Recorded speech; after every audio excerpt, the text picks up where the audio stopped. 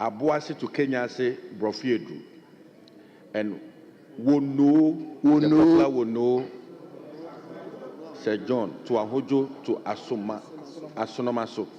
Thank you very much. Yes. Now, you see, it's not only the minister who cannot pronounce some of the names well. Minister, you are Mr. Speaker, my good friend Akwesi, who was correcting me, was sitting right beside my colleague. I thought we would have just whispered to him to correct him instead of allowing him to get here. But Mr. Speaker, that is fine. Mr. Speaker, Faode Kenyasi Road, background. The Faode Kenyasi Feeder Road is a 5.5 kilometer collector road located in the Kwabre East district of the Ashanti region. It is an engineered road in good condition. Current program. The Faode Kenyasi Road has been awarded under the contract titled Bituminous Surfacing of Faode Kenyasi Road, 5.5 kilometers. The works commenced on the 22nd of January 2020 for completion on 22nd of January 2021. The contractor sealed 1.2 kilometers of the road surface. However, the works stalled due to delay in payment for works done. The contract has since been terminated. The project's physical completion was projected at 62.1% of urban roads is currently executing the contract titled Rehabilitation of Faode Kenyasi Road in Kwabre East Municipality, 6.5 kilometers, starting from kilometer 1.20 to kilometer 6.5. The project commenced on the 26th of August 2024 for completion on 26th of August 2026. The project is estimated at 70.66% physical completion. The contractor is currently on site and works are progressing. Mamponteng, Ahojo, Medoma, Abbas Junction, Maase and Abuase, Kenyase, Brofo Yedu. The Mamponteng, Ahojo Road, Medoma, Abbas Junction, Maase Road, and then Abuaso, Kenyase, Brofoyedu Road have been awarded under the contract title Rehabilitation of Selected Roads in Kwabre East Municipality and Efija Kwabre South District, 42 kilometers. The project commenced on the 1st of March 2023 for completion on 28th of February 2025. All aforementioned roads are at sub-base level. The contractor has requested for an extension of time, which is under consideration. The project is at 67% physical completion, and the contractor is currently on site working. Abirem, background. The Abirem Road is a section of the Abire-Antwa-Bonwe Road, which forms an integral part of the regional route 53. The road serves as a strategic link between Ejisu Municipality and Kwabre East Municipality in the Ashanti region. Current program. The Abirem Road has been awarded under the project title Rehabilitation of Abire-Antwa-Bonwe Road, kilometer 0 to 10.35, and Critical Access Road, 17.3 kilometers. The works commenced on 28th December 2023 for completion on 27th December 2025. The contractor is on site and works are progressing. The physical progress so far is 42.63%. Wonu, Ahojo, Asono, Maso, background. Wonu, Ahojo, Asono, Maso Road connects Bonre, Abirem Road at Krobo and traverses Sakura, Wonu to Asomanso in the Kwabre East Municipality of Ashanti region. The road is a 6.3 kilometer long and in poor condition. Current program. The Wonu Ahonjo Asono Maso Road has been awarded under the project title Rehabilitation of Krobo Sakura Wonu to Asomaso Road, 6.3 kilometers, and Critical Access Road, 7.87 kilometers. The contract was awarded on the 1st of October 2024 and is expected to be completed in 24 calendar months. Contractor is mobilizing to commence works. Thank you very much. Yes, Did he also ask you to take supplementary questions as well? Once I'm standing in the stead, I think it's Okay. expected that I do that. Mr. Speaker, I want to thank the Honorable Minister for the detailed answer he's given. Just to say that the Faudi to Kenyasi Road, that has been terminated. The people of Kwabere East want to find out from the Minister what steps he is taking to re-award this contract to a new contractor so that the gains that have been made on the road, because we realize that 62.11% of the road has been completed.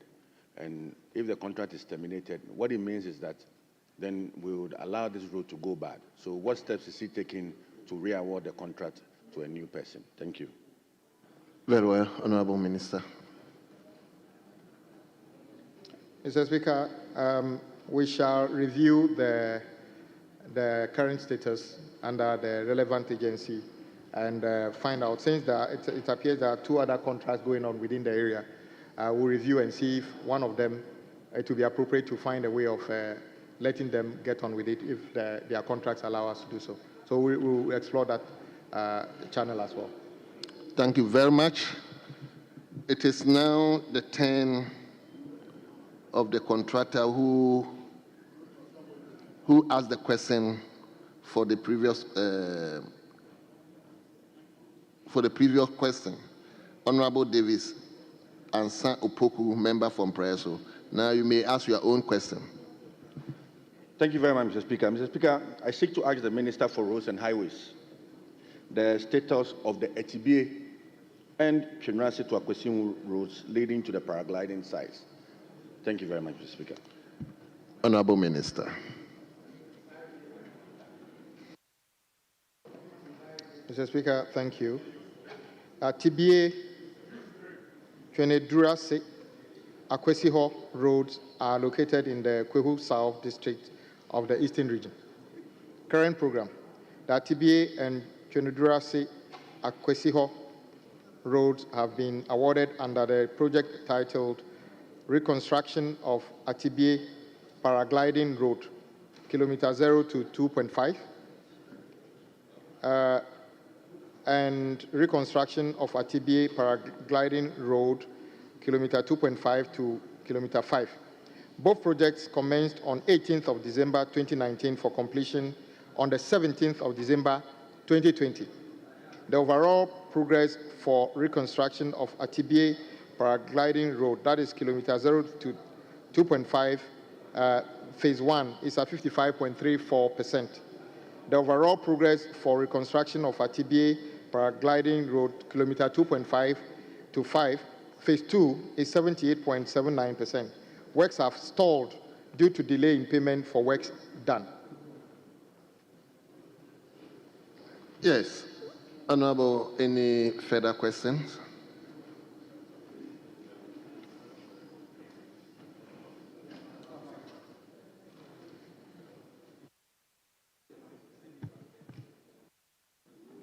Thank you very much, Mr. Speaker. Mr. Speaker, I want to draw the attention of the Minister to the significance of this road. In April, we will be in the Easter festivities, and paragliding brings a lot of money to the state. I mean, this paragliding thing, and we know that Easter, when we say Easter in Ghana, it is Kwawu Kwawu. People will be trooping into Kwawu to witness Easter and also to have a feel of the paragliding activities that the Ministry of Tourism has initiated. I think it's important that for the first time that will be hosting the President of the Republic in Kwao for these Easter festivities. At least the President would come and appreciate that his roads minister has completed this road. We are just talking about 5 kilometers of road, just 5 kilometers of road. So I'm urging the minister to put in efforts, just 5 kilometers of road, that the efforts that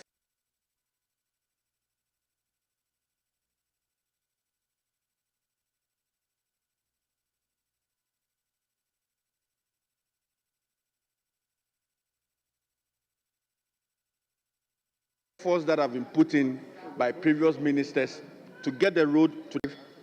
This project started in 2019 and should have been completed in 2020. So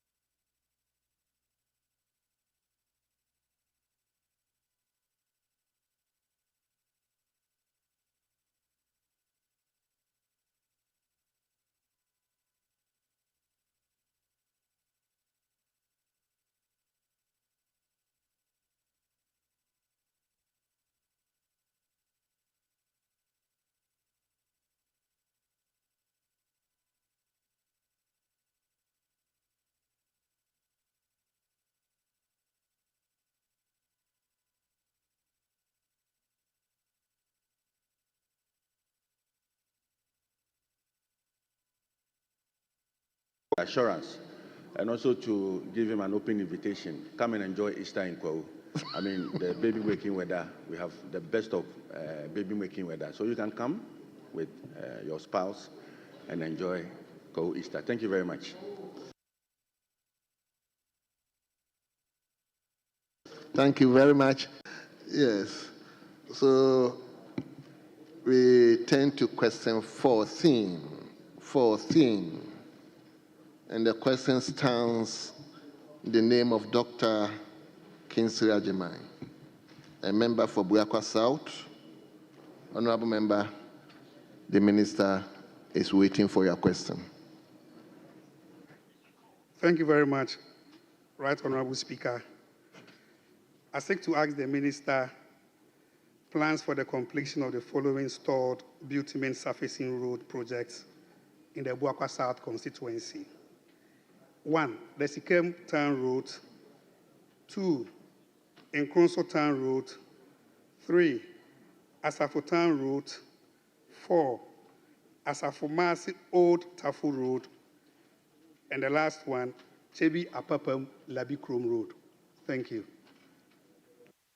Yes, Honorable Minister.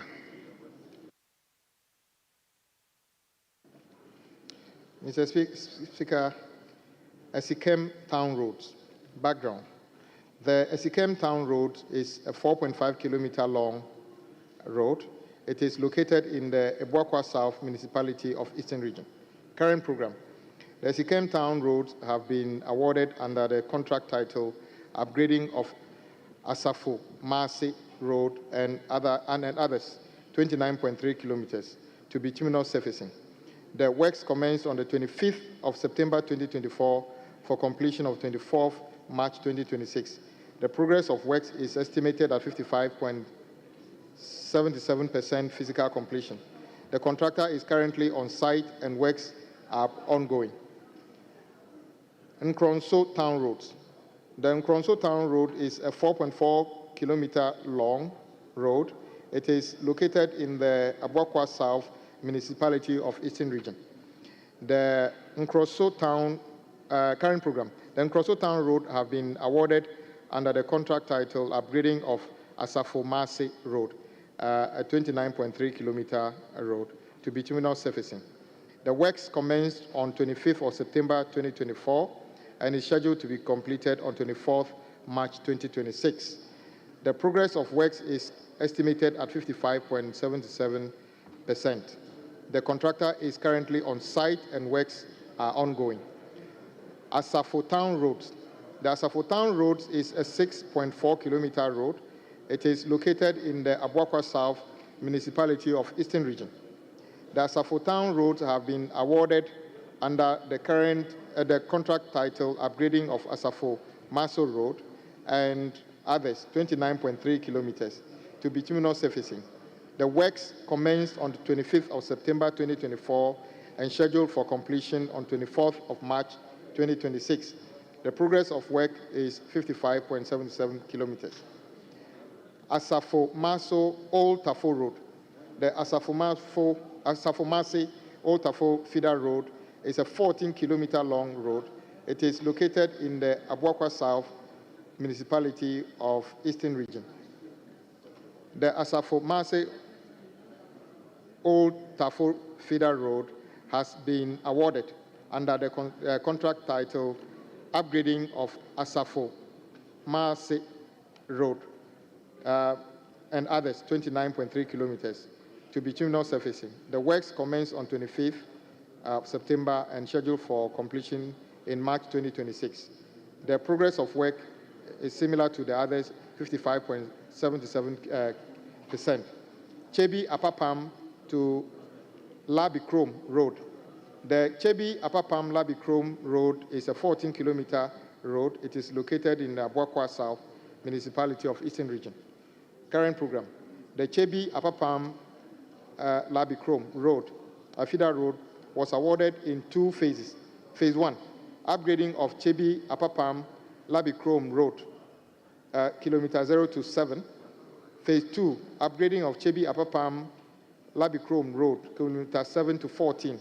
Phase 1, contract commenced on 21st of May 2020, and completion date was expected to be 14th of September 2023, which has since elapsed. The progress of work is estimated at 50.77 physical completion. The contractor is currently not on site and works has stalled.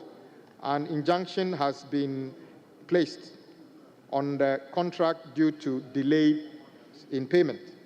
Phase 2, the contract commenced on 13th of July 2020, expected to have been completed on the 15th of September 2022, which has since elapsed. Progress of work is estimated at 17.77%. The contractor is currently not on site and works have stalled. An injunction has been placed on the contract due to delays in payment for works done.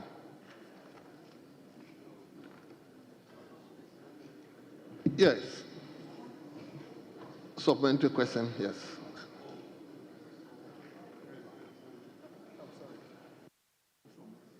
Thank you very much, Honorable Minister. In your response, you did indicate that Phase 1 and Phase 2 of the Chebi Apapam Labicrom Road has been injuncted as a result of non-payment. May I respectfully know your plans towards the payment of the contract sums or the sums that has been worked under that particular road? Thank you. Yes, Honorable Minister. Mr. Speaker, I don't know why the payment was not made. I don't know why the payment was not made when it was due. To the extent the contractor, or at least we are told, there's an injunction on the project because of lack of payment. I am not fully briefed on the circumstances surrounding lack of payment, but I can understand that if we pay attention to the urgent question and I answered, it probably would explain why, because it is clearly the case that government does not have enough funds to pay for those works. But since we are told there's an injunction, I don't know the details under which the injunction was sought and granted. So when I get an accurate briefing, I'll work with you to see what matters to you is for the road to be completed, and we'll work together to see how we get it done. Thank you, Mr. Speaker, for the opportunity. Thank you very much. Yes. Thank you very much, Right Honorable Speaker. Honorable Minister, thank you very much for your candid response. As you may be aware, multi-mobility index in Ghana has increased very tremendously. And one of the key factors has to do with upper respiratory disorders. I'm seeking your kind attention that because this has to do with bitumen resurfacing, it means that the top surface of the road has been scratched and there's a lot of dust in the area. I crave your indulgence that please keep a very good eye on these roads for the people of Ebuakwa South. Thank you very much. Thank you very much. Honorable members, we turn to question 15. Question 15. And the question stands in the name of Dr. Abdul Kabiru Tia Mahama, member for Wale Wale. Honorable, you may ask your question now. Thank you very much, Mr. Speaker. Mr. Speaker,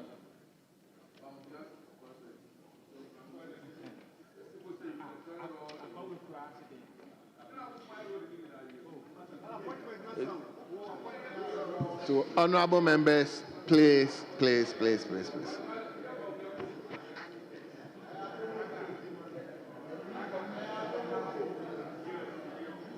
Yes, Honorable Kabiru, you have the floor. Mr. Speaker, I thank you very much for the opportunity to ask the Minister this question and to ask the Minister for Roads and Highways when the following road projects would be completed. 1. Nasia Janga Road. 2. Nasia Parugu Mimima Road. 3. Wulugu Passenger Road. 4. Bimsi Nayoku Gadbine and Mimima Boayene Road. Thank you, Mr. Speaker. Yes, Honorable Minister.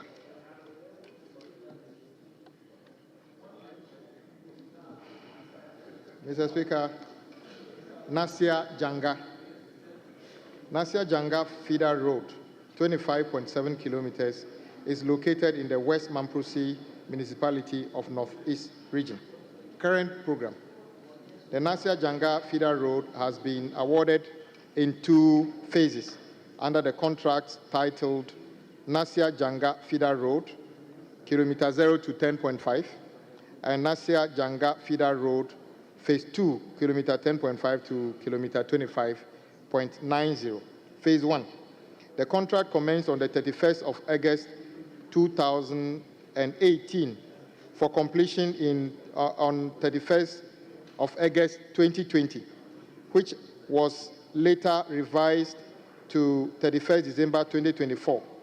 The progress of works is estimated at 75 physical completion. The contractor is currently on site and the work is ongoing. Phase 2, the contract commenced on 9th of December 2024 for completion on 8th of June 2026. The progress of work is estimated at 21.7%. The contractor is currently on site and is working. Nasia Parigu Mimima Road. Nasia Mimima Feeder Road is a 34-kilometer long engineered network in the West Mamprose Municipality of Northeast Region. The road is F-based in poor condition. Current program. The Nasia Parigu Mimima Feeder Road was awarded on 25th of October 2024 for completion by 25th October 2026. The contractor is mobilizing to commence works. Wulugu Pansekpe Road. Pasekpe. This ends. Pansekpe. Okay. The Wulugu Pansekpe Road is a 35-kilometer long road. It is a regional road, Route 116, with a gravel surface in poor condition. Current program. The Wulugu Pakwese Road was awarded in 3 phases. 1, upgrading of Wulugu Wiase Lot 1 kilometer 0 to 13, upgrading of Wulugu Wiase Lot 2, kilometer 13 to 24, upgrading of Wulugu Wiase Lot 3, kilometer 24 to 35. Phase 1. The contract commenced on 26th of July 2024 for completion on 26th of July 2026. The progress of works is estimated at 13.43 physical completion. The contractor is currently on site and works are ongoing. Phase 2. The contract commenced on 26th of July 2024 for completion by 26th July 2026. Progress of work is estimated at 18.43%, and the contractor is currently on site and works ongoing. Phase 3. The contract commenced on 26th of July 2024 for completion on 26th of July 2027. The progress of works is estimated at 17.62 physical completion. The contractor is on site and works ongoing. Bimsi to Nayoko Gagbini. Background.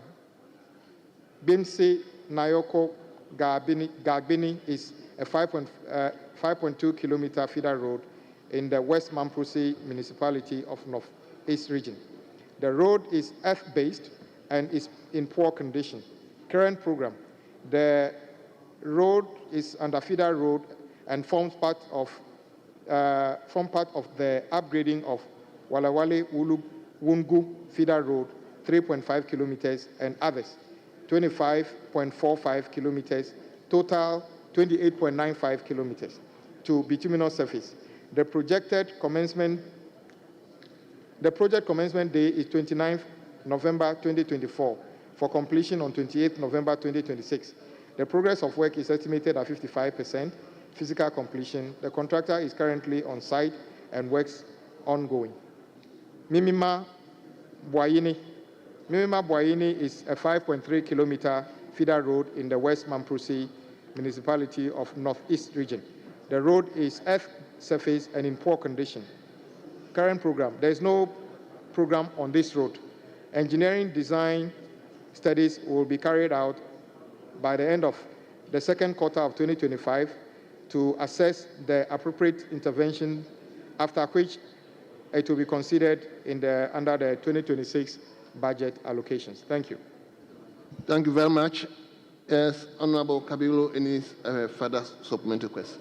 Yeah, Mr. Speaker, I would like to thank the respected Minister for Roads for his diligence in respect of these questions. I'm acutely aware that the Wulugu passenger route has been thoroughly assessed by the Minister after some presentations were made to him, and the possibility of us looking at the various modeling to ensuring that, because that is a regional route and possibly an international route. So I want to thank him, and I also want to thank the Minister for his assurance in respect of the Mimima Bwayini route, trying to have it have expression in the 2026 budget. And the Minister, I will be working closely with you to ensuring that this is done. But the last question I want to put to the Minister, the Nasia Parugu Mimima route, Mr. Speaker, was first awarded in 2018. I believe that that arrangement did not work after some work had been done on the route. I want to know whether this has been brought to the attention of the Minister and whether or not this current arrangement, we could expedite the process to ensure that the time lost between 2018 and 2024 will have been catered for in the implementation of this program. But that said, I'm also aware that the contractor is a very diligent contractor and he will do a good work if given the opportunity. Thank you. Yes, Minister. Mr. Speaker, I thank my colleague, and then I would review the additional information is provided with the agency head to make sure the interventions capture exactly what he's talking about. Thank you very much, Mr. Speaker. Thank you very much. We take question 16. Question 16, I think, is the second bite of Honorable Davis and San Opoku and Praeso.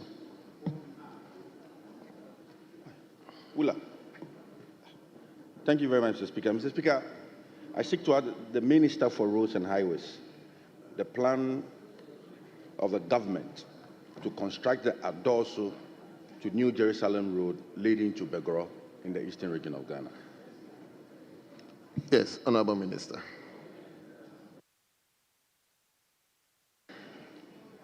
Mr. Speaker, thank you once again for the opportunity. Background. The Adorso New Jerusalem Road forms part of the inter-regional route IR3, which starts from Otekpolu and traverses along the Volta Lake through major towns such as Asesewa, Aboso,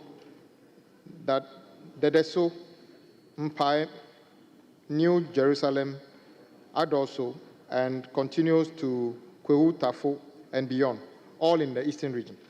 The road connects the regional route R32 at Aboso, which leads to Begoro, the capital of the Fantiakwa North District in the eastern region. There is no program on this road currently. Future program. The engineering studies will be carried out by the end of the second quarter of 2025 to assess the appropriate interventions, after which consideration will be made in the 2026 budget. Thank you, Mr. Speaker. Thank you very much.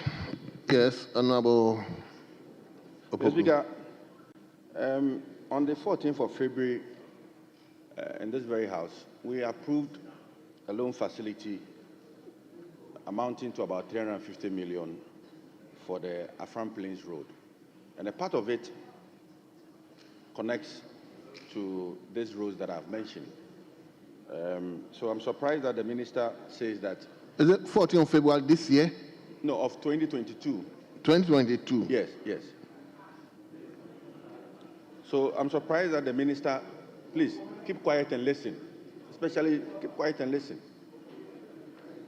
I'm surprised that the minister says that there's no program on the road.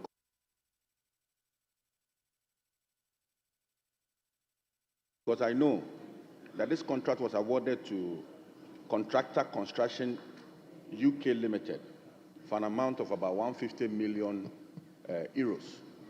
And to construct from Bunsu leading to Adorso. And all these roads that we have mentioned is captured in it. So if you say there's no program, are you able to tell us what that means? Thank you.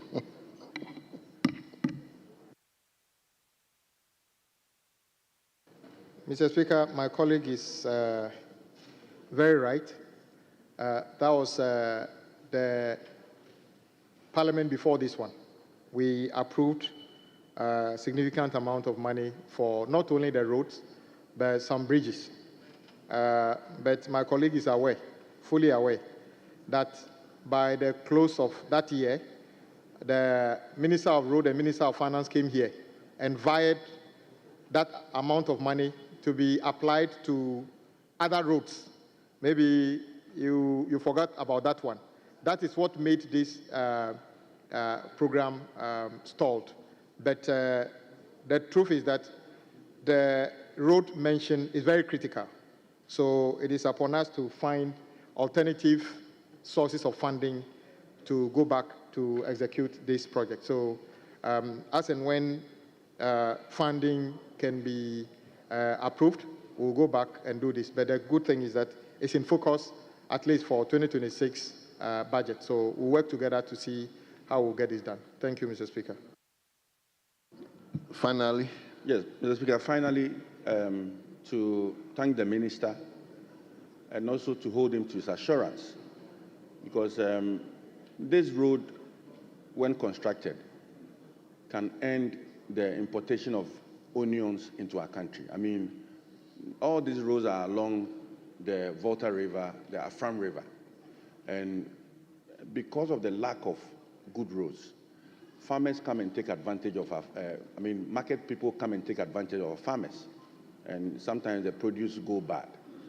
And so when constructed, the over $100 million worth of onions that we import into this country from neighboring countries, those monies can stay in our country and help. So I thank him for the assurance, and I'm praying that the 2026 budget, when read, we'll see from Bunsu, Adosu to Afram Place. Thank you very much. Well captured. Thank you very much. Mr. Speaker, I thank my colleague, and my assurance had a preamble or caveat that when our finances get better, we are all praying that by 2026, the finances will get better. And yes, I agree with him.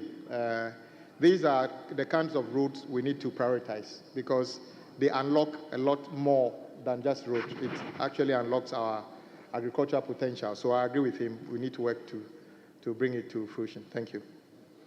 Thank you very much, Honorable Minister. Now we take the final question. Final question from Honorable Trenebo Akudria Fukuo, a member for Manson and Kwanta. Manson Kwanta. And he has not also mandated anybody to do that on his behalf. So we will. Are you doing that? Okay, let me give you the floor to do that on his behalf. Thank you, Mr. Speaker. I rise to ask the question for on behalf of the Honourable Member for Manson and Kwanta, Mr. Trenebo Akudria Fukuo, to ask the Minister for Roads and Highways the measures the ministry is implementing to address the road infrastructure problem in the Manson and Kwanta constituency. Thank you. Yes, Honourable Minister. Thank you, Mr. Speaker. Background. Manson Kwanta is the district capital of Amansie West in the Ashanti region. Current program. The Department of Federal Roads is undertaking 4 major projects in the district. A, bituminous surfacing of Manso Kensere Watreso Feeder Road, kilometer 0 to kilometer 10. B, upgrading of Kumpase to Tontochrome Feeder Road, 17.65 kilometers to bituminous surface.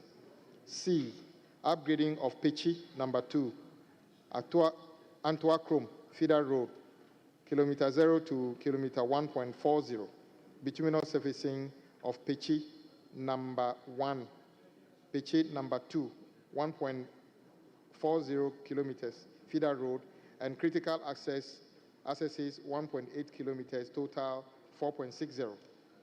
D, upgrading of Pechi number 2, Antwa-Chrome feeder road, 21.30 Trede, Pechi number 2, link 2.4, and then critical accesses 0.95 kilometers, total 24.65 kilometers.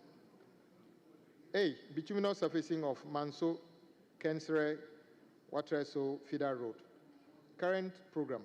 The Manso Kensere Watreso Road has been awarded under the project title Bituminous Surfacing of Manso Kensere Watreso Feeder Road. The works commenced on 30th of June 2020 for completion on 28th of December 2023. The progress of work is estimated at 53.55 physical completion. Work stalled due to delay in payment for works done. Upgrading of Kumpase to Tontochrome Feeder Road. Current program. The road has been awarded under a contract title Upgrading of Kumpase Tontochrome Feeder Road, 17.65 kilometers to bituminous surfacing. The project was awarded on the 15th of November 2024. The contractor is yet to commence work. Upgrading of Pechi number 2, Antwa-Chrome Feeder Road, 1.4 kilometers, and Pechi number 1 and Pechi number 2, a total of 4.6 kilometers to bituminous surfacing. The Pechi number 2 Antwerp Chrome Road, and then pitch number 2, lot 2. All have been contracted under a title upgrading of Pichi number 2, Antwerp Chrome Feeder Road, Pichi number 1, Pichi number 2, Feeder Road, and then critical accesses, totaling 4.6 kilometers. No to bituminal surfacing. The works commenced on the 6th of September 2024 to be completed on the 8th of September 2025. The progress of work is estimated at 20.96% currently. The contractor is currently on site and works are ongoing. D, upgrading of pitch number 2, Antwerp Chrome Feeder Road, and other critical roads to bituminous surfacing. The pitch number 2 and other roads are under a contract titled upgrading of pitch number 2, Antwerp Chrome Feeder Road, 21.3 kilometers, Trede pitch number 2 link, 2.4 kilometers, and critical access roads, all totaling 24.65 to bituminous surfacing. The works commenced on 9th of June 2024 to be completed on the 9th of July 2026. Progress of work is estimated at 15%, and the contractor is currently on site and is working. The Highway Authority is undertaking four projects in the district. Rehabilitation of Mim Junction, Manso, Edubia, Kumpase Road, 17 kilometers, and other critical roads. Upgrading of Mim Junction, Agroyesum, that's kilometer 0 to kilometer 7. Rehabilitation of Wioso, Mosiaso, 19.5 kilometers, and critical roads, 5 kilometers. Rehabilitation of Anuyan Kwanta, Mim Junction, 26 kilometers. Rehabilitation of Lot A. The current contract commenced on 9th December 2022 for completion on 8th June 2024. The works are substantially complete. B, upgrading of Mim Junction, Agroesum Road. The contract commenced on the 28th of October 2024 for completion on the 27th of October 2026. The progress of works is estimated at 29.63%. The contractor is currently on site and works are ongoing. And then the last one, C. No, okay, the second to the last, number C. The contractor commenced work on the 28th of December 2023 for completion on 27th of December 2025. Progress of works is 5.5% physical completion. The contractor has suspended works. The last one, which is the D, the rehabilitation of Awian Kwanta Mim Junction Road, 26.4 kilometers. This contract was awarded on the 1st of October 2024. The progress of works is estimated at 9.3 to physical completion. The contractor is currently on site and works ongoing. Thank you, Mr. Speaker. Thank you very much, Honorable Minister. I believe what I observed in the 8th Parliament, we are not going to observe the same thing. In the 8th Parliament, most of the questions came and emanated from the minority. I believe this time around the majority will also ask questions. Today, 11 questions. Today, 11, you cannot come under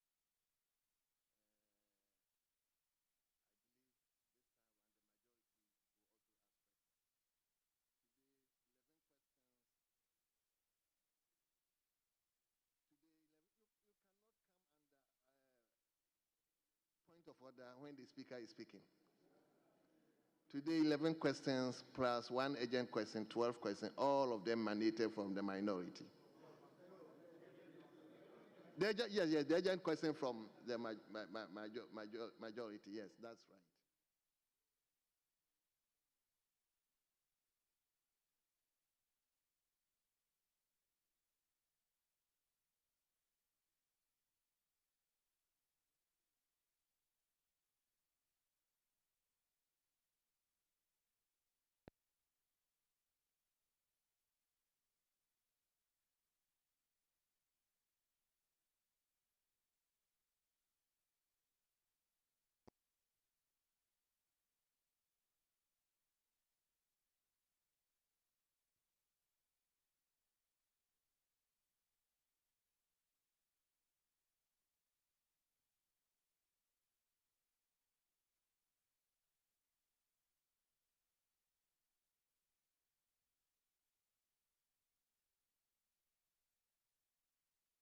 children come all.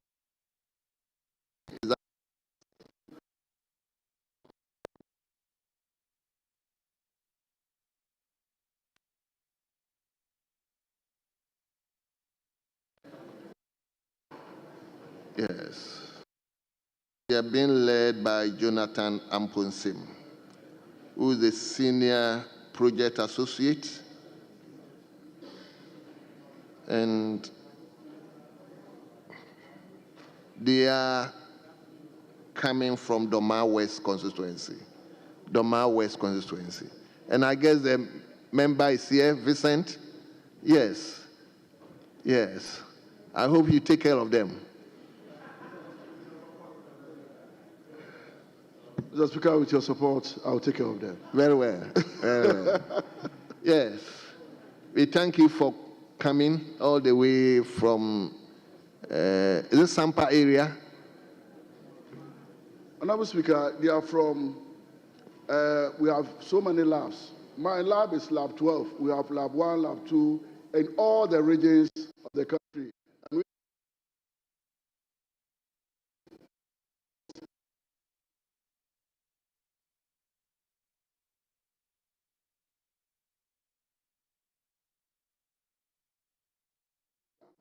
we have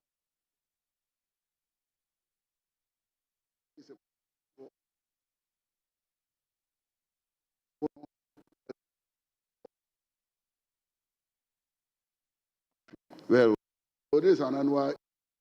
oh, very well. Thank you very much. Yes, Chief Whip. Thank you very much.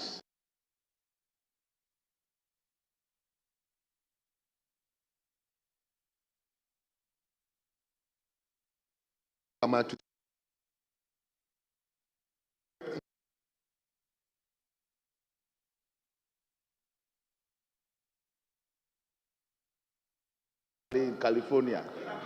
I thank you for the opportunity, Mr. Speaker.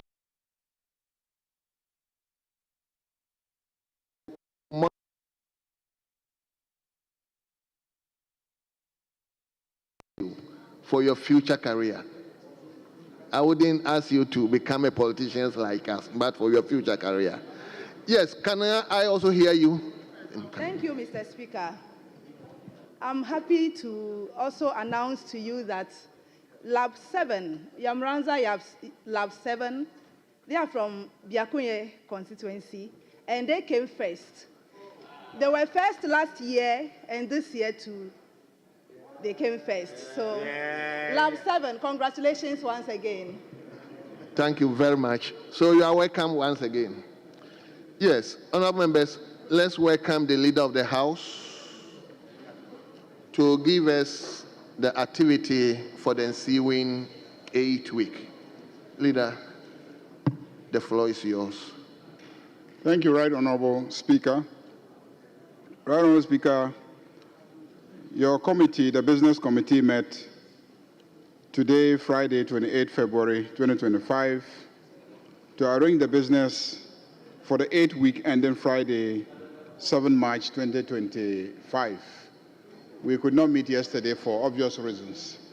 The President was here to deliver the State of the Nation address.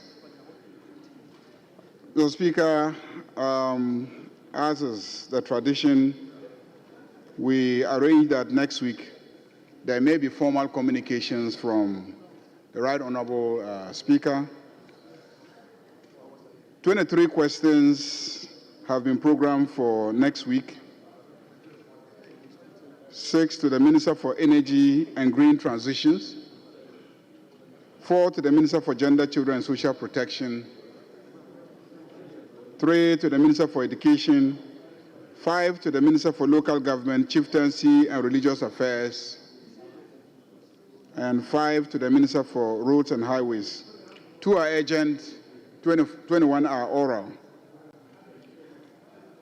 Pursuant to Order 91-2, statements may be made by ministers and honorable members. Papers and reports may be laid. Motions and resolutions and motions and consequential resolutions may be made, debated, and taken. And Mr. Speaker, if you recall, you directed that the Minister for Energy and Green Transition should appear before the House to brief us on measures being taken towards the gradual transition of the country to the use of clean and renewable energy. So the Minister has been scheduled for Tuesday, 4th of March 2025. For that purpose, we urge the Minister to avail himself so that we'll be briefed. Thursday, 6th March 2025 is the Independence Day and is a public holiday and will be observed as such, as a statutory holiday, so this House will not be sitting.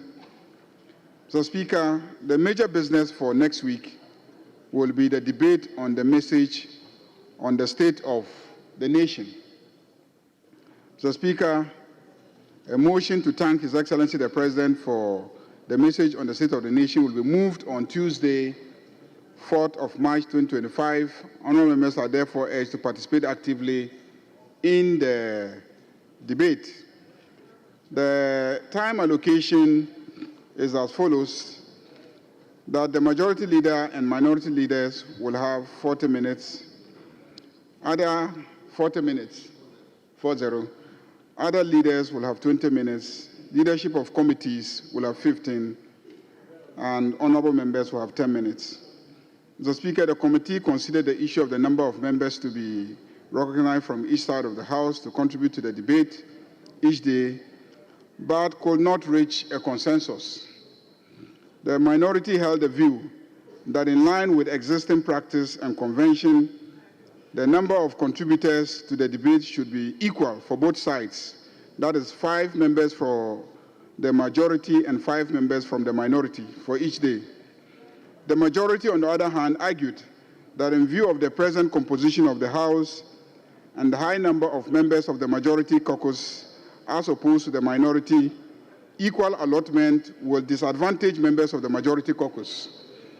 The majority caucus accordingly proposed that the allotment of opportunities for debate on the message should be based on the proportional composition of the House.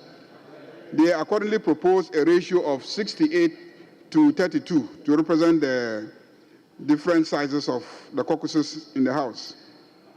Having regard to the inability of the committee to reach a consensus on the matter, and in accordance with Order 2842 of Standing Orders, the question was put, and the majority of 7 members voted in favor of a proportional allotment of opportunity for debate. The minority, however, gave indications that they were not part of the decision and accordingly do not recognize the vote. The committee accordingly submits the matter for the consideration of the House. The sitting time is 10 a.m. starting Tuesday, 4th of March, and the time may be extended depending on the schedule of the day. Mr. Speaker, in accordance with Order 2162 and subject to Order 67, the committee submits to the House the order of business for the consideration and adoption by the House. Thank you very much, Mr. Speaker. Thank you very much.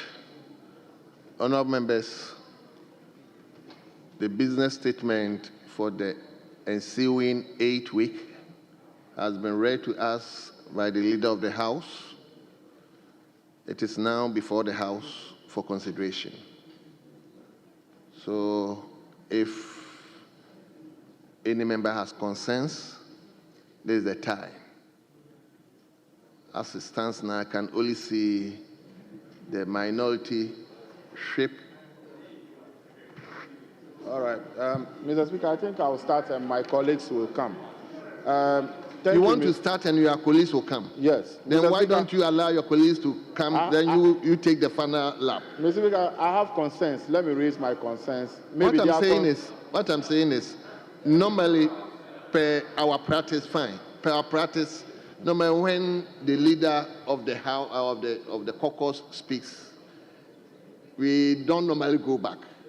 So if you allow the members to speak, then you give the final Or if you want to change it, that's Mr. Speaker, in the case of business statement, there are so many matters. So any member can speak to any matter. And I think it has been the guidance of the House. Mr. Speaker, let's hear you.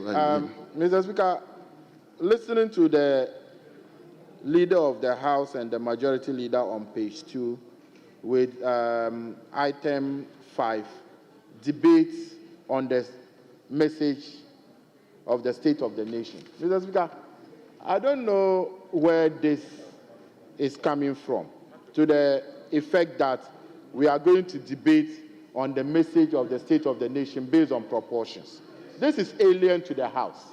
It has never been practiced from our Fourth Republic, from the first Parliament, the second Parliament, the third Parliament, up to the ninth Parliament. We have never set proportions in this House as basis for debate, Mr. Speaker. So when the majority leader was saying that they even took a decision in terms of voting, that is actually not the procedure.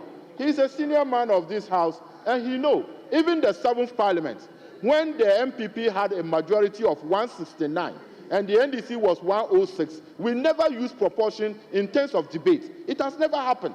So why is it that at the moment we are going to say that to debate on the state of the nation, you are going to use a proportion and you brought your own proportion? Mr. Speaker, in any case, what are you afraid of?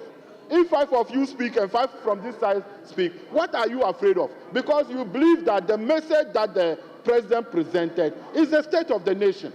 So, Mr. Speaker, with all due respect to the leader of the House, I think this part of the business statement should be expunged from the record because it's alien to the rules. And if you come and look our standing orders, if you check Order 115, it tells you Order 115, Mr. Speaker, with your permission, I'll just read Order 115, where it talks about time and manner of speaking. Order 115 says that, subject to the discretion of the Speaker on Order 169(3)(b), a member who intends to speak shall rise in the member's place and address the chair while standing only at the catching the eye of the Speaker. There is nowhere in our standing orders which will tell you that you should use proportions when you are going to speak on the floor of the House. And we should not entertain this because we will be setting a very bad precedent. We'll be setting a bad precedent. And we on this side, we will not be part of this. We will not be part of it, and we will not entertain this because it has never happened. And we will not allow you to set a wrong precedent to us. So it's wrong, and Mr. Speaker, we will definitely not be in agreement with any proportion.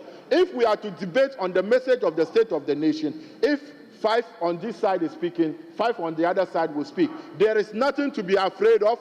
You don't need to say you are going to use proportion. We will all speak and we will all debate the message the president speaks, but we will not use any proportion to be able to do that. I thank you, Mr. Speaker.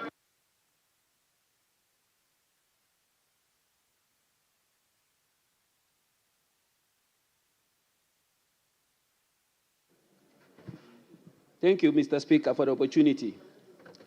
I think we all came to Parliament for the same purpose, both majority and minority members. We in the majority have observed that there's one function in Parliament that most of us are not getting the opportunity to play, that is to deliberate in this House. Whether it was a previous practice or something we are introducing, we have to look at the merit. If you are going to do a proportional participation in this Parliament, it would disadvantage some of us in the majority. Simple, yes. But our duty, no, listen. Mr. Speaker, our duty here is for all of us to comment, and participate in every activity, any deliberation in this House. All of us are supposed to contribute, whether you are majority or minority. We shouldn't use partisanship to limit anybody from participating on the floor of Parliament. We shouldn't use it. It's because any statement you make in this House I have the equal right with anybody there to participate. So if you are using partisanship to allow participation, it will disadvantage anybody who is in the majority side. For example, let's consider that one day the minority are only 10 members. Let's consider it. Tomorrow, the minority, you are only 10 members.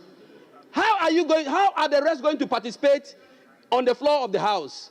For instance, you know we are assessed as members of Parliament to get our chance to return. There are NGOs assessing our participation in Parliament. There are NGOs that will come with who are those who are speaking on the floor and who are those who are not speaking. I want to speak, but you are saying my party have 2 chances to speak. The other party has 2 chances to speak.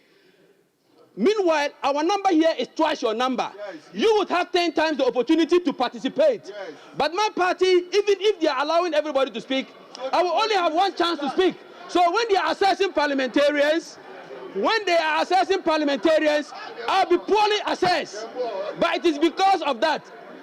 Just like your members have the right to comment on the President's State of the Nation address, I also have the chance, I also have the privilege and the right to participate. So we are going to do it proportional in every debate. In every debate, it must be 4:1. Thank you very much. We must not have equal opportunities as parties. Thank you. We must have equal opportunities as representatives of our people.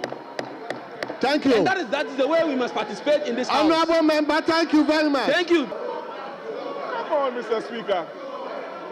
Mr. Speaker, the Speaker of Parliament chairs the Committee on Selection. Committee on Selection only uses ratio in the apportioning of members on committees. That's all.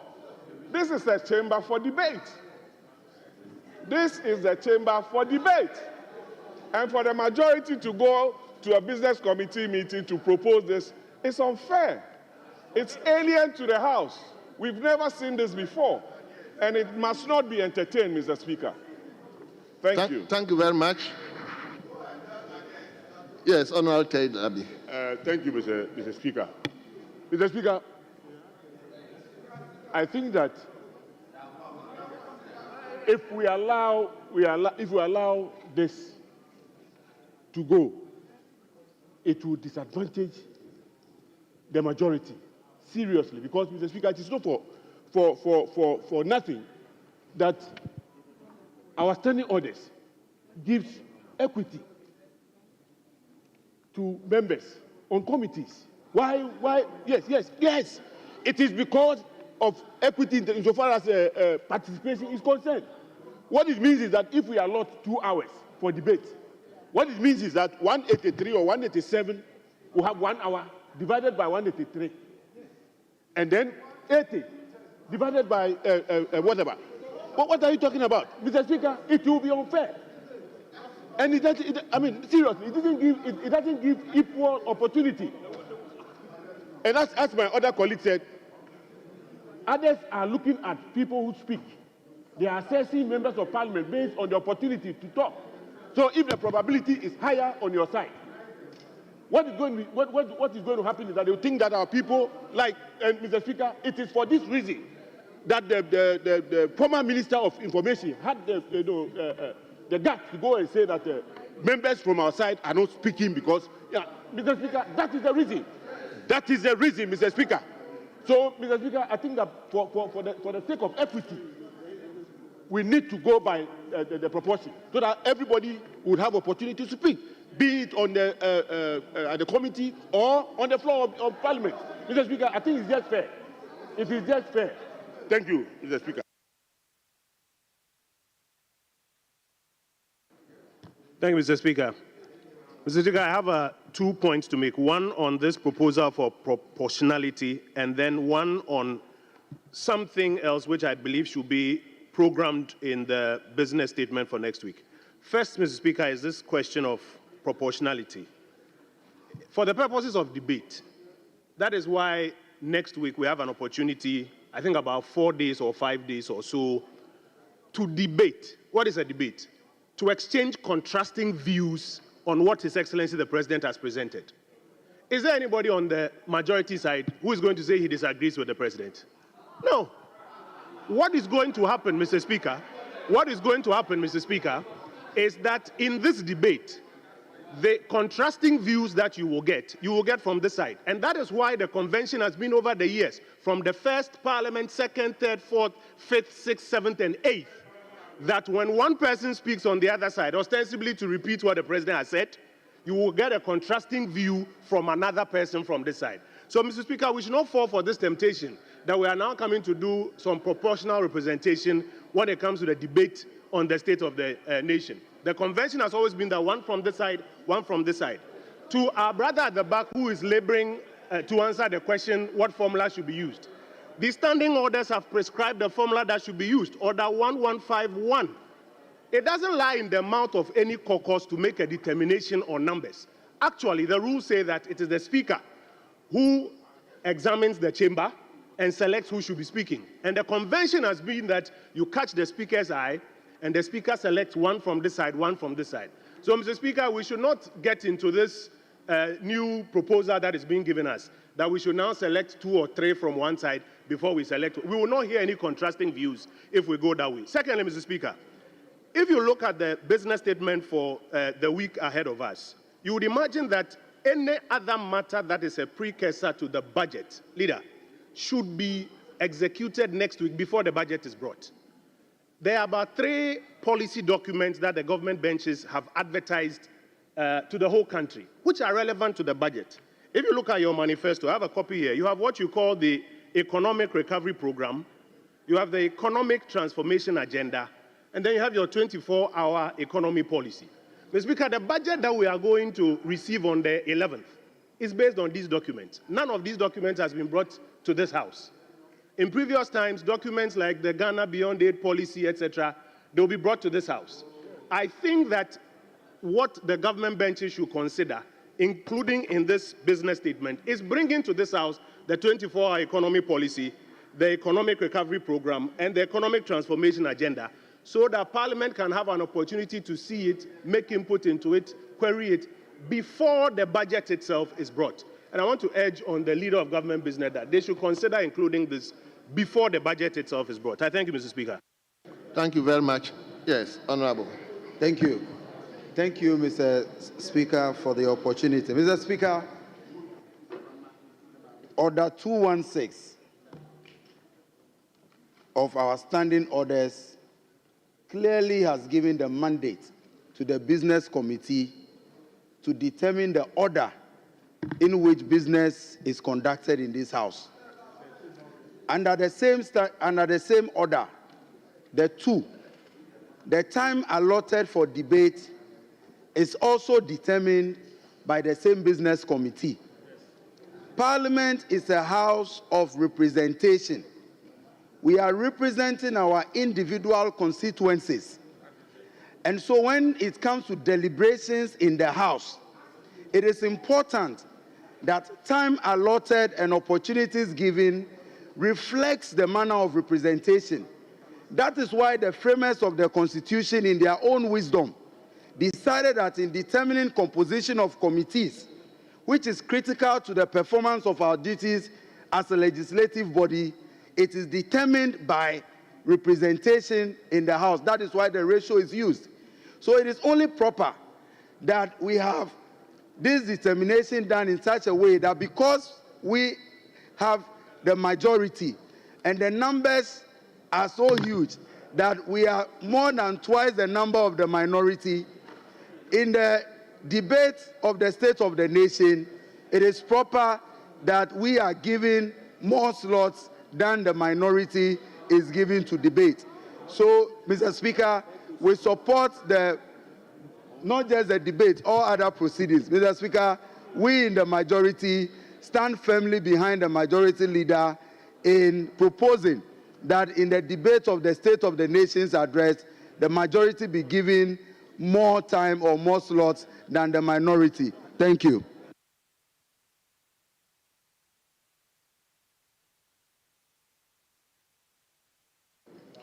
Thank you, Mr. Speaker. Mr. Speaker, I'm grateful for the opportunity to contribute to this debate. Mr. Speaker, the leader of this House, the distinguished Member of Parliament for Boku Central, is a man who is well versed with the standing orders of this House.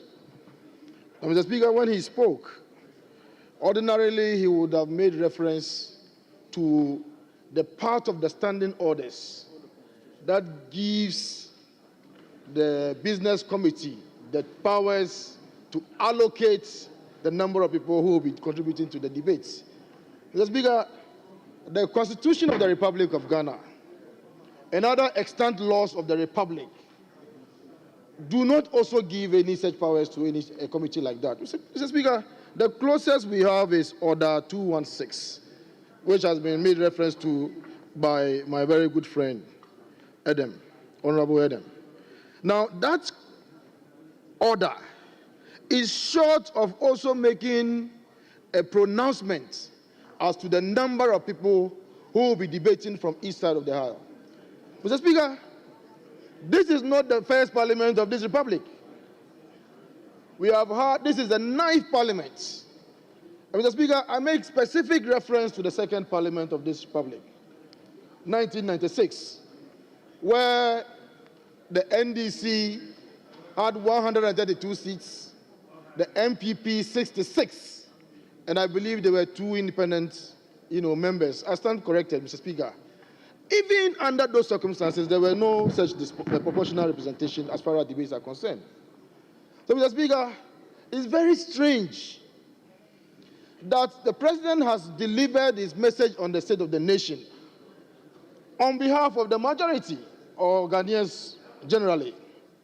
And Mr. Speaker, that is a statement which they all believe and imbibe in. We disagree to some extent to some of the things that the President has said. And so we deserve every opportunity to impeach what the President has said. And we should be able to do so. We should be given enough room. Indeed, Mr. Speaker, ordinarily, the proportion should even favor the minority than the majority. This is not committee. This is not some international representation or trips abroad. This is debate. It is not the number of people who debate, but the quality of the debates. So, Mr. Speaker, I can challenge you. We can debate you on any day. Even if you make it 10-1, we'll beat you on the debate floor. Mr. Speaker, in this hallowed chamber, we are ready for you, but we are not ready for you to trample upon our rights. We will debate with you as has been done previously, and we will do so equitably, and we will do so in accordance with our standing orders and the Constitution of the Republic of Ghana. I thank you, Mr. Speaker. Thank you. Yes, Honorable James Agaga. Mr. Speaker, the arguments made by our colleagues from the other side suggests that when the motion is moved, all those who rise and catch Mr. Speaker's eye from this side of the House will necessarily speak in favor of the motion. Mr. Speaker, this is an erroneous assumption. In fact, it is a presumption which is rebuttable. We are in a democracy. Mr. Speaker, we are in a democracy. Is it rebuttable, under Ghanaian circumstances? The assumption, it is rebuttable. If it is Europe, America, I can see that. But in Ghana's circumstance, is it rebuttable? Honorable James. Mr. Speaker. I'm saying under Ghanaian circumstance, the way we see our discussion, Mr. Speaker, is it rebuttable? Mr. Speaker, without attempting to draw you into the debate, I can say you are a classical example of the rebuttal of that presumption. You came close to rebutting the presumption some time ago when you stood firm and bold in taking certain decisions. At the end of the day, Mr. Speaker was hailed by all for being courageous. Mr. Speaker, we must encourage members to take dissenting views, hold dissenting views and express them, regardless of which side of the aisle you belong to. It should be possible for my good friend, Honorable Tampule, to speak in favor of the motion which would be moved on Tuesday. In the same measure, it should be possible for my leader, Roxanne Nelson Dafiamoko, to speak against the motion. So, Mr. Speaker, with the greatest respect, let us be guided by what the standing order says, and it is very clear. What does it say? Standing Order 2162 says, and with your kind permission, let me read. Subject to Order 67, the committee shall A, propose the business of each sitting and the order in which the business is taken. That's all, it's clear. Now, the business committee, Mr. Speaker, the business committee has clearly determined the order upon which the debate on the motion will be taken. The committee's determination is that we go by the proportion of 68 is to 32, and this is representative of the numbers in this House. Mr. Speaker, the fact that one side won by an overwhelming majority does not mean that our majority status should work to our disadvantage, which is why we are saying let us adopt a proportion which reflects the numbers in the House so that members would have the opportunity to participate in the debate regardless of which side of the House what they belong to. The fact that I belong to the majority does not mean that I should be limited or restrained because I was voted for by the overwhelming majority of the people and I sit to the right hand of Mr. Speaker. So, Mr. Speaker, let's do the right thing. Democracy is about majoritarian rule. The majority must have every opportunity to participate.